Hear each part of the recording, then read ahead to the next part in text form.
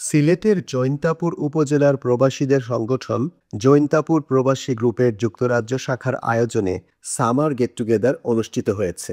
পূর্ব লন্ডনের নিউ রোডের একটি রেস্টুরেন্টে অনুষ্ঠিত ওই গেট টুগেদারে সংবর্ধনা দেয়া হয় গোয়াইনঘাট ওয়েলফেয়ার অ্যাসোসিয়েশন ইউকের সভাপতি জনাব মোহাম্মদ গোলাম জিলানীকে।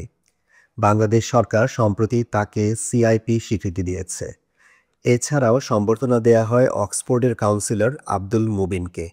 জনাব জাহাঙ্গীর আলমের সভাপতিত্বে এবং ইঞ্জিনিয়ার আহমদ মাদানী ও মোস্তাক মিসবাহের যৌথ সঞ্চালনায় অনুষ্ঠিত জৈন্তাপুর প্রবাসী গ্রুপের সামার গেট টুগেদারে উপস্থিত ছিলেন প্রবাসী গ্রুপের নেতা জামাল নাসের, কার্যনির্বাহী কমিটির উপদেষ্টা হেফসুর রহমান, ফারুক চৌধুরী, শামসুল আলম এবং ইউকে শাখার উপদেষ্টা অবসরপ্রাপ্ত মেজর সাইফ উদ্দিন, বাবুল আহমদ, সাদেকুল ইসলাম, শরীফ মোহাম্মদ, কাওসার দুলাল, ইকবাল খান, শামীম, মুন্না সহ অন্যান্যরা।